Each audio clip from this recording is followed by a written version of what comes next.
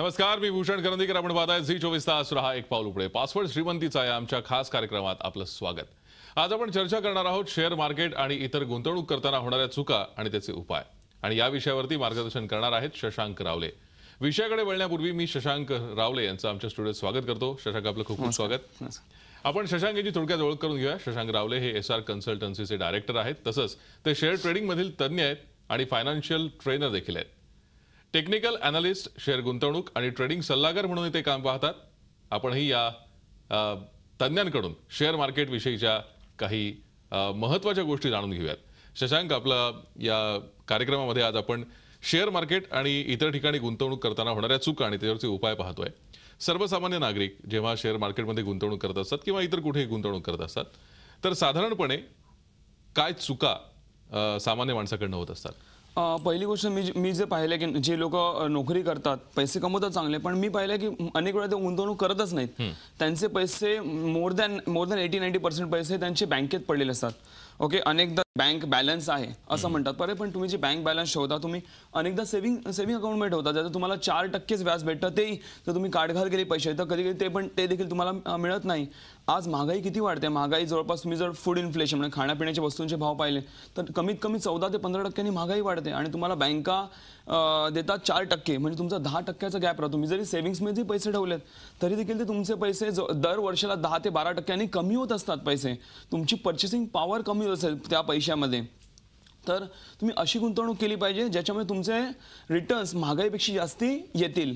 आता चला, गुंतवणूक तर केली, पण मग गुंतवणूक त्यांना पहिलं ऑप्शन काय सापडतं, तर एफडीज. चला, फिक्स्ड डिपॉझिटमध्ये पैसे लावतात. मला सांगायला आवडेल की पूर्वी एक जमाना होता ज्यावेळी बाकी इतर गुंतवणुकीमध्ये तेवढा स्कोप नव्हता आणि आपली इकॉनॉमी तेवढी वाढलेली नव्हती. त्यावेळी एफडीजमध्ये चांगले रिटर्न्स मिळायचे, जेव्हा 14, 15, 16% व्याजदर मिळायचा. पण आजच्या वेळेमध्ये व्याजदर फार कमी आहे.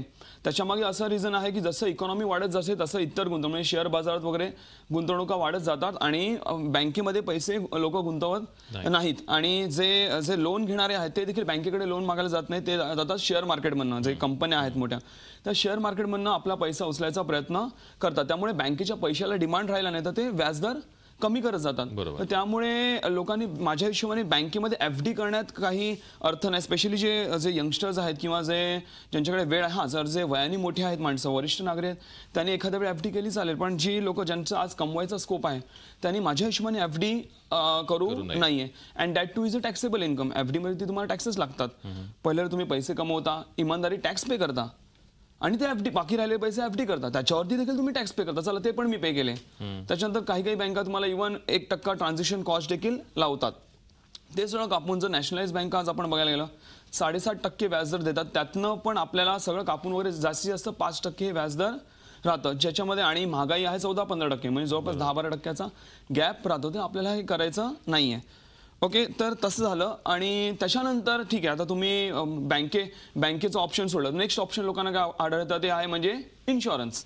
इन्शुरन्समध्ये गुंतवणूक करतात. म्हणजे इन्शुरन्समध्ये पैसे गुंतवलेत 20-25 वर्षांत मला एवढं रिटर्न्स मिळणार आहे. पहिले तर मला सांगावं असं वाटतं की insurance is not an investment product. ह्याच्यामध्ये इन्व्हेस्टमेंट करू नाहीये. हे तुम्हाला फक्त तुमची रिस्क कव्हर करण्यासाठी, म्हणजे अनसर्टेनिटी, आयुष्यात येणाऱ्या अनसर्टनिटीज, म्हणजे समजा तुम्हाला डिसॅबिलिटी आली किंवा डेथ झाली एखाद्या व्यक्तीची, तर जो समजा कर्ता पुरुष असेल घरातला किंवा ब्रेड ऑफ द फॅमिली असेल, तर त्याची डेथ झाली तर त्या फॅमिलीला सावरण्यासाठी इन्शुरन्स असतं, ना की इन्व्हेस्टमेंट. जर तुम्ही इन्शुरन्सला इन्व्हेस्टमेंट म्हणून बघितलं, तुमचे पैसे पूर्ण वाया जातात. का? कारण इन्शुरन्स हे दर वर्षाला बँकेपेक्षाही कमी व्याजदर देतं. जवळपास 6-6.5% तुम्हाला व्याजदर देतं, जे की फार कमी आहे महागाईपेक्षा. तुम्ही अशा प्रकारे गुंतवणूक करू नये. खूप सोपे उपाय खरं तर तुम्ही सांगितले की कशी गुंतवणूक करू नये. या चुका सर्वसामान्य नागरिकांकडून होत असतात. पण जेव्हा एक सर्वसामान्य नागरिक, म्हणजे आता जसं तुम्ही म्हटलं की तरुणाई विशेषतः, त्यांच्यामध्ये हा ट्रेंड दिसून येतो की शेअर मार्केटमध्ये पैसे गुंतवणं किंवा म्युच्युअल फंड्समध्ये काही इन्व्हेस्टमेंट करणं, हा ट्रेंड सध्या दिसतो. पण मग अशा वेळेला एक सर्टिफाईड फायनान्शियल ॲडवायझर निवडताना तो कसा निवडावा? पहिली गोष्ट तर भरपूर लोक जेव्हा गुंतवणूक करायला जातात तेव्हा तर सर्टिफाईड फायनान्शियल ॲडवायझर शोधत नाही. ती लोक जातात तर कोणाकडे जातात, एखादा म्युच्युअल फंड किंवा इन्शुरन्स ॲडवायझर जातात. आता एखादा व्यक्ती आहे समजा, तो समजा इन्शुरन्स विकतो, तर तुम्हाला तो बोलला की इन्शुरन्समध्येच टाका, बाकी तुम्हाला काही गायडन्स देणार नाही. का? कारण त्यांना त्याचे स्वतःचे इन्शुरन्स विकायचे असतात. ओके, कारण त्याला त्यांचं कमिशन असतं. तर असं करू नये. तर तुम्ही जावा कोणाकडे, तर एका सर्टिफाईड फायनान्शियल ॲडवायझरकडे जावा. आणि ॲडवायझर कसा निवडावा, एक असा ॲडवायझर ज्याच्याकडे चांगलं ज्ञान असेल, ज्याच्याकडे चांगला एक्सपिरियन्स असेल त्याला निवडा. काही काही लोक नवीनच शिकलेले असतात आणि त्यांच्याकडे जाऊ नये, कारण जे त्यांच्याकडे फक्त थिअरॉटिकल नॉलेज असतं, फक्त पुस्तकं वाचून ते ॲडवायझर झाले, ते तुम्हाला चांगल्या रीतीने गाईड नाही करू शकत. ज्यांचं भरपूर वर्षाचा एक्सपिरियन्स आहे, ज्यांनी सगळे उतार चढाव पाहिलेले आहेत मार्केटचे आणि सर्व गोष्टींचे, त्यांना प्रॅक्टिकल एक्सपिरियन्स असतो, ते तुम्हाला चांगल्या रीतीने गाईड करू शकतात. आणखीन एक मला गोष्ट आढळली, आपल्या भारतामध्ये सर्टिफाईड फायनान्शियल ॲडवायझर त्यांना महागाई किती वाढणार आहे, किती पर्सेंटेजने किंवा किती वाढत आहे ह्याचं त्यांना काही कॅल्क्युलेशन नसतं, कारण त्यांना शिकवलं जातच नाही आपल्या शिक्षण पद्धतीमध्ये. तर माझं म्हणणं असं आहे की जे कोणी सर्टिफाईड फायनान्शियल ॲडवायझर असेल त्यांनी पहिलं तर ह्याचा अभ्यास करावा की बाबा एक्झॅक्टली महागाई किती होणार. जे आमच्या प्रशिक्षणामध्ये आम्ही शिकवतो की बाबा महागाई किती वाढणार आहे, किती वर्षानंतर किती तुमचा खर्च होऊ शकतो. हेच जर तुम्हाला माहीत नसेल किती वर्षानंतर किती महागाई वाढ किती खर्च होणार आहे, तर तुम्ही लोकांना गुंतवणूक करताना काय गायडन्स द्याल. तर हे जाणणं गरजेचं. त्या व्यक्तीला हे सर्व गोष्टींची माहिती असल्यामुळे तरच तुम्ही त्यांच्याकडे फायनान्शियल ॲडवाइस घेऊ शकता. खरं आहे. आता हा मुद्दा आला की फायनान्शियल ॲडवायझर आपण कसा निवडावा. एक सामान्य व्यक्ती म्हणून त्या फायनान्शियल ॲडवायझरवरती विश्वास ठेवताना नेमक्या काय गोष्टी बघायला हव्यात. कारण कसं असतं की आपलं सगळ्याच आर्थिक गुंतवणुकीच्या चाव्या आपण त्याच्या हातात देत असतो. हां, बरोबर आहे. पहिली गोष्ट निवडताना एक फायनान्शियल ॲडवायझर निवडताना की बाबा आपण त्याला ऑलवेज रिमेंबर की एका फायनान्शियल ॲडवायझर तुमच्याकडे किती पैसा आहे किंवा नाही ह्याच्यामध्ये कधी लपवणूक करायची नाही. काही लोक लपवतात आपले पैसे टॅक्सेस वाचवण्यात, तर त्याच्याला लपवायचं नाही. जसं आपण म्हणतो डॉक्टरपासून कुठलाही आजार आपण लपवायचा नसतो, तसं ह्यांच्याकडे लपवायचं नाही. पुढे जाऊन तुम्हाला त्याचाच त्रास होऊ शकतो. त्याला पूर्णतः तुमची माहिती आहे की बाबा माझ्याकडे काय किती आहेत किती नाही, तरच तो तुम्हाला प्रॉपर रीतीने फायनान्शियल ॲडवाइस देऊ शकतो. पहिली गोष्ट. सेकंडली फायनान्शियल ॲडवायझर निवडताना आता एखादी व्यक्ती माझ्याकडे नवीन आली तर ती नवीन आली व्यक्ती स्वतःबद्दल चांगलं सांगणार की मी चांगला आहे, माझ्याकडे हा एक्सपिरियन्स आहे. पण आपल्याला कसं कळणार की खरोखर चांगला आहे की नाही. तर माझ्या हिशोबाने जर तुम्ही एखादा रेफरन्स थ्रू की तुमची ऑलरेडी मित्रमैत्रिणी ज्यांनी त्यांच्याकडे ॲडवाइस घेतली त्यांना चांगले रिझल्ट्स आले आहेत, ओके, आणि त्यांचा चांगला त्यांचा जो प्रिव्हियस रेकॉर्ड आहे तो चांगला असेल, तर त्यांच्याकडनं तुम्ही त्यांच्या रेफरन्स थ्रू तुम्ही काम करा. तुम्हाला ते जास्ती चांगलं पडेल आणि ते तुम्हाला कधीही चुकीचं गाईड करणार नाही. का? कारण एक स्ट्रॉंग रेफरन्स असेल तुमच्याकडे तर त्यांना माहिती आहे त्या रेफरन्सपर्यंत म्हणजे चुकीची म्हणजे त्यांच्यामुळे नाव खराब होईल आपलं, म्हणून ते तुम्हाला चुकीचं गाईड नक्कीच करणार. तर अशा प्रकारे निवडावं. खरं. तुम्ही आता मगाशी उल्लेख केला की तुमच्या कार्यशाळेमध्ये एक विशेष काय म्हणू आपण त्याला की फायनान्शियल ट्रेनिंग दिलं जातं. तर पर्सनल फायनान्शियल मॅनेजमेंटचे पण तुम्ही काही सेशन्स घेता. येस. तर त्यामध्ये नेमकं काय शिकवलं जातं. आम्ही जसं की आमचं मेन जे काम आहे ते आहे शेअर बाजारात गुंतवणूक आणि ट्रेडिंग करताना कसं काही तुम्ही करावं आणि कसे पैसे वाढवावे, हे आमचं मेन काम आहे. पण त्याच्याबरोबर आम्ही एक ॲडिशन म्हणून एक लोकांना एक आमच्याकडनं एक एक्स्ट्रा बेनिफिट म्हणून आम्ही एक फायनान्स सेशन चालवतो, जे जवळपास एक 7 तासाचं सेशन असतं, ज्याच्यामध्ये एका सोप्या रीतीने आज तुम्ही जरी फायनान्शियल प्लॅनर जरी पाहिलेत ना, फायनान्शियल ॲडवायझर किंवा प्लॅनर, ते तुमच्याबरोबर जेव्हा बसतात तेव्हा तुम्हाला एवढं कॉम्प्लिकेटेड सांगतात, इकडे टाका इकडे थोडं टाका. एक सामान्य माणूस बिचारा गडबडून जातो, बोलतो जाऊ देवा माझं चाललंय ते चांगलं चाललंय, आणि तो काहीच करत नाही. इव्हन फायनान्शियल प्लॅनिंग करताना देखील ते लोक असेच प्रॉब्लेम क्रिएट करतात. पण आम्ही अशा सोप्या रीतीने ते फायनान्शियल सेशन बनवलं आहे की तुम्ही ते एकदा सेशन अटेंड केलं की तुम्ही कमवलेले पैसे कुठे गुंतवायचे आहेत, कसे वाढवायचे आहेत, कुठे चुका करता, कोण कुठे तुम्हाला फसवतो, या सर्व गोष्टींची माहिती तुम्हाला दिली जाते. आणि त्याच्यानंतर तुम्हाला कुठल्याही ॲडवायझरकडे जायची किंवा कोणावर डिपेंडेंट राहायची गरज नाही आहे. जे की तुम्हाला फायनान्शियल ॲडवायझर तुम्हाला दरवर्षी त्याच्यावर डिपेंड आणि त्याची दरवर्षी तुम्हाला त्याची फीस देखील द्यावी लागेल. इकडे तुम्हाला करायची एकदा अटेंड केलं तुम्हाला स्वतःला चांगलं नॉलेज येतं की तुम्ही पुढे जाऊन दुसऱ्याला देखील गाईड करू शकता की बाबा कशा रीतीने तुम्हाला ॲडवाइस कसं तुमची गुंतवणूक केली पाहिजे. आणि त्याच्यामध्ये देखील तुम्हाला सोन्यापासून ते म्युच्युअल फंडपासून ते इन्शुरन्सपासून ते बँकिंगपासून ते स्टॉक मार्केट, त्याच्यानंतर मग प्रॉपर्टीज, अनेक गोष्टी तुम्हाला माहिती येतात. आणि त्याच्यानंतर तुम्हाला कधीही पुढे जाऊन पैशा रिलेटेड काही प्रॉब्लेम राहणार नाही की बाबा मी कुठे गुंतवावे, काय करावं, ह्याचं तुम्हाला योग्य ते ज्ञान मिळतं त्या सेशन. मला वाटतं ही खूप सोपी पद्धत आहे. पण याच्यापेक्षा आणखीन कुठली सोपी पद्धत आहे की जेणेकरून एक सामान्य माणूस त्याचं फायनान्शियल प्लॅनिंग करू शकेल. जर तुम्हाला फायनान्शियल प्लॅनिंग करायचं असेल तर माझ्या हिशोबाने आम्ही आमच्या प्रशिक्षणामध्ये महागाई किती वाढत आहे ह्याचा आम्ही पुढे एक चार्ट देतो. लेट मी टेल यू, दर 20 वर्षानंतर तुमच्या खर्चाच्या पुढे 1 शून्य लागतो. उदाहरणतः समजा 2000 साली एका व्यक्तीचा खर्च होता, एक सामान्य व्यक्तीचा, एक न्यूक्लियर फॅमिली म्हणजे एक मिडल क्लास फॅमिली, म्हणजे हजबंड वाईफ आणि मुलं, ह्यांचं घर चालायला मुंबईसारख्या ठिकाणी तरी कमीत कमी 10,000 रुपये लागायचे. ओके, आता 20 वर्षांत म्हणजे 2020 साली त्याच्या पुढे 1 शून्य वाढणार आहे, म्हणजेच कमीत कमी 1 लाख रुपये लागणार. आता जे आपला ऑलमोस्ट आपल्याला 25,000 रुपये घर खर्च चालवायला लागतो लागतोच. ते 2020 पर्यंत 1,00,000 रुपये लागणार आहे. तशाच प्रकारे जर तुम्हाला फायनान्शियल प्लॅनिंग करायचं आहे, तुम्ही पुढच्या 20-25 वर्ष विचार करा, तसं तुम्ही तो चार्ट घ्यायचा आहे जो मी आमच्या प्रशिक्षणामध्ये आम्ही शिकवतो.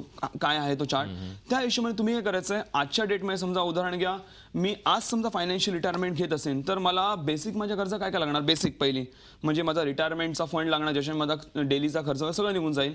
ओके, त्याच्यानंतर मला माझ्या मुलांच्या एज्युकेशनचा खर्च, ओके, माझ्या मुलांच्या लग्नाचा खर्च आणि माझा मेडिकल काही नीड्स असतील, म्हणजे प्रकृती काही झालं तर मेडिकल नीड्स, हे 4 मेन खर्च आहेत जे रिटायर्ड पर्सनला लागतात. तर आज मला किती खर्च लागणार, उदाहरण घ्या, हे सगळं मिळून मला लागणार असेल 70 लाख रुपये उदाहरण घ्या. अच्छा, तर आजच्यापासून 20 वर्षानंतर तुम्ही एक शून्य वाढवायचा, म्हणजे मला जवळपास 7 कोटी लागणार आहेत. तर तुम्ही बोला, अरे बापरे 7 कोटी भरपूर जास्ती वाटतंय, पण त्यावेळी तुम्हाला 7 कोटी हे 70 लाखासारखे असतील, आजच्या 70 लाखासारखे. तर म्हणून तुम्ही काय करायचं आहे की त्यावेळी 20 वर्षानंतर 7 कोटी लागणार आहे, तेव्हा 15 वर्षानंतर किती लागतील, 10 वर्षानंतर किती लागतील, 5 वर्ष, 2 वर्ष, 1 वर्ष, अशी तुमची दरवर्षी तुमचे इन्कम टार्गेट्स ठेवायचे आहेत. बाबा एवढे मला जमा करायचे आहेत. आणि तुम्हाला कदाचित ते भरपूर सोपं वाटेल. आणि जर तुम्ही टार्गेट्स ठेवले, तुम्हाला माहिती आहे की बाबा माझं हे टार्गेट आहे, त्यानंतर तुम्ही तशा प्रकारे तुमची गुंतवणूक आणि फायनान्शियल प्लॅनिंग करू शकता, जे आम्ही शिकवतो की कशा प्रकारे करायचं आणि तुम्ही तुमचे टार्गेट्स अचीव करू शकता. पण अनेक लोकांना माहितीच नसतं किती महागाई वाढणार आहे किंवा माझा किती खर्च होणार, तर ते काय फायनान्शियल प्लॅनिंग करणार. तर अशा सोप्या रीतीने तुम्ही करू शकता. शेअर मार्केटमध्ये गुंतवणूक करताना नेमकी ती कशी करावी, म्हणजे एकत्रित जमापुंजी एकत्र या शेअर मार्केटमध्ये गुंतवावी की टप्प्याटप्प्याने गुंतवावी, याविषयी तुमचं मत जाणून घेऊया. मात्र त्यापूर्वी एक छोटीशी विश्रांती इथे घेतोय. कुठे जाऊ नका, पाहत राहा झी 24 तास. आपण पाहताय आमचा खास कार्यक्रम पासवर्ड श्रीमंतीचा. आपण पाहताय पासवर्ड श्रीमंतीचा आमचा खास कार्यक्रम. शेअर मार्केटमधली गुंतवणूक किंवा इतर गुंतवणूक करताना नेमक्या काय चुका होतात आणि त्यावरती नेमके उपाय काय, त्याविषयी आपण जाणून घेतोय. आपल्याला मार्गदर्शन करतायत शशांक रावले. शशांक, मगाशी आपण काही सोप्या पद्धती बघितल्या शेअर मार्केटमध्ये किंवा इतर ठिकाणी गुंतवणूक करताना ज्या आपण वापरू शकतो. एकत्रित जमापुंजी जी असते ती शेअर मार्केट किंवा इतर गुंतवणुकीमध्ये एकदम गुंतवणं योग्य आहे का? पहिले तर मला सांगायचं वाटतं, यंगस्टर्स किंवा जे ना 40च्या खाली आहेत, 35 किंवा 40 मध्ये जे व्यक्ती आहेत, ते आता त्यांचं अजून कमवायचं वय आहे, राईट. तर माझ्या हिशोबाने जर तुमच्याकडे एक जमापुंजी असेल तर लावली तरी चालेल, पण तुम्ही एकसाथ जमापुंजी टाकू नाही. ओके, हां, जर तुम्हाला गुंतवणूक करायला उशीर झाला असेल, आता let me tell you, Warren Buffett जे जगातले 3ऱ्या नंबरचे श्रीमंत व्यक्ती आहेत, त्यांनी ॲट द एज ऑफ 11 आपले इन्व्हेस्टमेंट चालू केलेले आहेत. तरी पण ते म्हणतात की मला थोडा उशीर झाला, असे त्यांचे विचार आहेत. म्हणून ते जगातले श्रीमंत माणसं आहेत, राईट. आपण कुठे आहोत ह्याचा आपण विचार केला पाहिजे. पण जर तुमचं वय झालं असेल आणि तुम्ही समजा उशीर केला असेल, तुम्ही एक मोठी रक्कम टाकली चालेल, पण माझ्या हिशोबाने जर तुमच्या हातात वय आहे तर तुम्ही दर महिन्याला कमवलेले पैसे प्रॉपरली तुम्ही बायफोगेट करा, वेगवेगळ्या ठिकाणी गुंतवत राहा. ओके, आणि काही प्रमाणात उदाहरण घ्या, जसं आम्ही बोलतो की समजा एखाद्याचं वय असेल 25, तर 100 मायनस युअर एज म्हणजे जवळपास 75, तर मॅक्झिमम 75% तुम्ही हे शेअर मार्केटमध्ये तुम्ही गुंतवणूक किंवा ट्रेडिंग करण्यासाठी वापरू शकता. आणि बाकी जे आहे त्यातनं एक 5 ते 8% तुमचे सोन्यामध्ये असले पाहिजे पैसे आणि इतर गुंतवणुकीमध्ये असले पाहिजे. याचं प्रशिक्षण आम्ही आमच्या फायनान्स सेशनमध्ये देतो. पण लेट मी टेल यू, जे तुम्ही गुंतवणूक करता ही एक वन टाइम प्रोसेस नाही, this is a habit. It's a habit. तुमच्याकडे ती सवय असली पाहिजे दर महिन्याला पैसे गुंतवायची. एकसाथ जर मोठी रक्कम टाकली तर आपल्याला भीती असेल, बापरे एवढे मोठे पैसे लावले. पण जर दर महिन्याला तुमच्या अकाउंटमध्ये तुम्ही थोडे थोडे पैसे जर तुम्ही गुंतवत असाल तर तुम्हाला ते गेल्यासारखे देखील वाटणार नाही. आणि त्याच्यामध्ये पण मला सांगावं वाटेल की तुम्ही अनेक वेळा काय करतात माहिती लोक की पहिलं खर्च करतात पैसे, त्याच्यानंतर गुंतवणूक करतात, पण गुंतवणूक करण्यामध्ये त्यांच्या वाचतच नाही पैसे. तर असं करू नाही. तर first save, invest and then spend. म्हणजे उदाहरण घ्या, माझी 20,000 माझी सॅलरी असेल, त्यातनं मी समजा 5-6 हजार समजा मी गुंतवायचे, 5-6 हजार पहिले गुंतवा, नंतर तुम्ही 15,000 तुम्ही खर्चाला वापरा. म्हणजे तुम्हाला बाय डिफॉल्ट तुम्हाला त्याच्यामध्ये तुमचा घर खर्च चालवावाच लागेल. असं समजा की माझा पगारच 15,000 आहे असं तुम्ही समजा, तरच तुम्ही गुंतवणूक करू शकणार. तुम्ही किती लावा की पहिलं गुंतवा, नंतर राहिलेले पैसे खर्च करावे. खरं आहे शशांक, पण आता म्हणजे एक तरुणाईचा आत्ताचा जो विचार आहे त्यावरून एक प्रश्न सुचला म्हणून सांगतो की आत्ता तरुणाई जी आहे थोडीशी अस्थिर वाटते का? म्हणजे आज या कंपनीत तर उद्या त्या कंपनीत, किंवा आज हा जॉब तर उद्या तो जॉब, सतत बदल करत राहणं हे आजच्या तरुणाईमध्ये आपल्याला जास्त दिसतं. तर अशा वेळेला तुम्ही तरुणाईला काय सल्ला द्याल की त्यांनी गुंतवणुकीचं नियोजन करताना कसं करावं? पहिलं तर जसं आम्ही म्हणतो की एक स्टँडर्ड ऑफ लिव्हिंग लोकांचं वाढत चाललंय. दुसऱ्यांनी मोठा मोबाईल घेतला, दुसऱ्यांनी मोठी गाडी घेतली, तर त्या तरुणाला वाटतं भले त्याची ऐपत थोडी कमी असेल तरी ते वाटतं मला पण घ्यावी. म्हणून तो ते गाडी घोड्यामध्ये आणि मोबाईलमध्ये भरपूर पैसा लावत जातो आणि त्याच्याकडे गुंतवणूक किंवा पैसे वाचवायला काही पैसे राहतच नाही.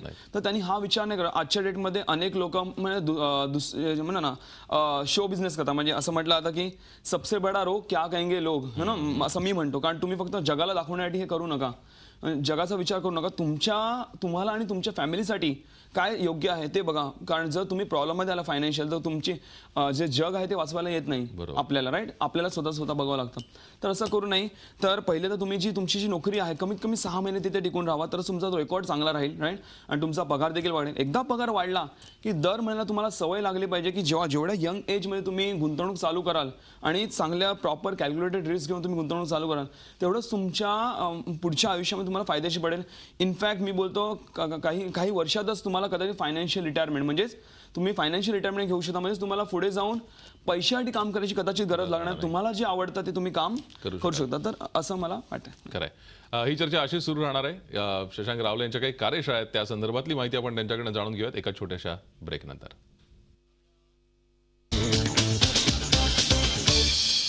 आपण पाहताय पासवर्ड श्रीमंतीचा आमचा खास कार्यक्रम आणि शेअर मार्केटमधली गुंतवणूक किंवा इतर गुंतवणूक करताना होणाऱ्या चुका आणि त्यावरचे उपाय आपण जाणून घेतोय. आपल्याला मार्गदर्शन करतायत शशांक रावले. शशांक, मगाशी आपण तरुणाईला सांगितलं की नेमकी कशी गुंतवणूक त्यांनी केली पाहिजे. पण जे ज्येष्ठ नागरिक असतात, जे रिटायर झालेत, त्यांनी शेअर मार्केटमध्ये गुंतवणूक केली तर चालू शकेल का? ज्येष्ठ नागरिक म्हणजे साधारणतः 60 ते 65 वय, राईट. समजा एखाद्या व्यक्तीचं 60 वय असेल तर ते मॅक्झिमम, जसं मी परत म्हणतो 100 मायनस युअर एज, म्हणजे मॅक्झिमम 40% हे शेअर बाजारात गुंतवणूक करू शकतात. पण माझं म्हणणं असं आहे की हे जे आपलं वय आहे 60-65, हे वय पैसे टाकायचं नसतं, पैसे काढायचं असतं. जर तुम्ही आजच्या डेट म्हणजे एवढ्या वयामध्ये जर पैसे टाकत असाल तर तुम्ही काढणार कधी, उपभोग कधी घेणार? तुम्ही मला तुमच्या मुलांसाठी, तुम्ही आयुष्यभर केलं, मुलांसाठी भरपूर झालं, आता मुलांना स्वतःचं करू दे, आता तुम्ही स्वतःचं आयुष्य जगा. तर माझं म्हणणं असं आहे की 10-20% तुमच्या रकमेमध्ये तुम्ही शेअर बाजारात ट्रेडिंग करण्यासाठी तुम्ही गुंतवणूक थोडीफार करा आणि एक ट्रेडिंगसाठी पण थोडीफार अमाऊंट तुम्ही टाकू शकता. एक अशी अमाऊंट की असं म्हटलं आता की एम्प्टी माइंड्स डेव्हिल्स वर्कशॉप, म्हणजे एखादी रिटायर्ड व्यक्ती घरी बसली आहे तर ते म्हणा ना त्यांचं डोकं नाही चालत, त्यावेळी तुम्ही घरी बसून ट्रेडिंग करा आणि एक साधारणतः एक छोटी अमाऊंट लावा आणि तुम्हाला एक 4 पैसे चांगले मिळतील देखील, जे तुम्ही खर्च देखील चालेल आणि तुमचा वेळ सुद्धा चांगल्या रीतीने तुम्ही म्हणा you can utilize your free time to make money any time with the help of stock market. तर अशा प्रकारे करा. आणि हे जे वयस्कर व्यक्ती आहेत त्यांना मी बोलेन की बाबा तुम्ही FDsमध्ये किंवा जे सेफ गुंतवणूक आहे, ज्याला आपण सेफ तिकडे तुम्ही गुंतवले किंवा ठेवले पैसे चालतील. कारण त्यावेळी समजा तुमच्या पैशाने थोडंफार वर खाली झालं तर तुम्ही त्यावेळी आपण म्हणा ना आपण सहन करू शकणार. तर अशा प्रकारे तुम्ही करू शकता. शशांक, तुमच्या कार्यशाळेविषयी थोडी माहिती द्या. मला वाटतं महाराष्ट्रातल्या महत्त्वाच्या 4 शहरांमध्ये ह्या कार्यशाळा होत आहेत. हां, पहिलं तर आमच्या कार्यशाळांमध्ये काय शिकवलं जातं याच्याबद्दल सांगितलं, तर कुठे कुठे आहेत त्याच्यावर सांगेन. तुम्हाला माहिती तर स्क्रीनवर येतच असेल.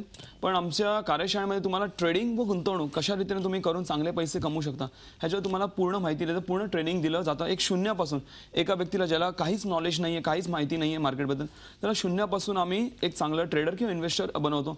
आणि तुम्ही एकदा ते केल्यानंतर तुम्ही सहजरित्या दिवसाला 3-4 हजार रुपये लाखामागे सहज कमवू शकता. किंवा जर 10-15 हजार लावले तर 400-500-600 रुपये दिवसाला सहजरित्या बनू शकता आमच्या ट्रेनिंग्स नंतर. हे अशा रीतीने आहे. आणि ज्या आमच्या कार्यशाळा ज्या आहेत ते ऑल ओव्हर महाराष्ट्रामध्ये सध्या मुंबई, पुणे आणि नाशिकमध्ये चालू आहेत. येत्या 11 सप्टेंबरला मध्ये आम्ही कार्यशाळा नाही ठेवल्या कारण आता गणेश चतुर्थी आहे, तर आपण सगळे गणेश चतुर्थीमध्ये बिझी असतो, राईट. तर 11 सप्टेंबरला आपल्या कार्यशाळा आहे. पहिली कार्यशाळा जी पुण्यामध्ये आहे 11 सप्टेंबरला. तर दुसरी जी कार्यशाळा आहे ती आहे ठाण्यामध्ये, जी आहे 12 सप्टेंबरला. तिसरी कार्यशाळा आहे ती आहे दादरमध्ये 13 सप्टेंबरला आणि चौथी जी कार्यशाळा आहे ती आहे नाशिकमध्ये 14 सप्टेंबरला ती कार्यशाळा आहे. अशा प्रकारे 4 महत्त्वाच्या शहरामध्ये आपल्या 3 महत्त्वाच्या शहरामध्ये आपल्या कार्यशाळा आहेत, जे तुम्ही त्याचा लाभ घेऊ शकता. आणि त्याच्यामध्ये काही रजिस्ट्रेशनची देखील गरज नाही, तुम्ही डायरेक्टली येऊ शकता. आपल्या स्क्रीनवर नंबर दिसत असतील, त्याच्यावर तुम्ही फक्त मिस कॉल देखील दिला तरी पण तुम्हाला एक 2 ते 3 दिवसामध्ये, कार्यशाळेच्या 2-3 दिवस आधी तुम्हाला मेसेज येतील. 4ही कार्यशाळांचे तुम्हाला SMS येतील. त्यातनं कुठली कार्यशाळा अटेंड केली तुम्ही अटेंड करू शकता. एवढ्या सोपे तुम्ही रजिस्ट्रेशन करू शकता. खरं तर गुंतवणूक करताना अनेक प्रलोभनं तरुणाई समोर असतात किंवा सामान्य माणसासमोर असतात, पण त्यातून या प्रलोभनापासून कसं दूर राहायचं हे तुम्ही आज सांगितलं. खरं तर वेळ कमी आहे आणि या कमी वेळेत तुम्ही इतकं छान मार्गदर्शन केलं त्याबद्दल आपले खूप खूप आभार. धन्यवाद. पासवर्ड श्रीमंतीचा या विशेष कार्यक्रमात इथेच थांबतोय. ताज्या बातम्यांसाठी आपण पाहत राहा झी 24 तास. रहा एक पाऊल पुढे.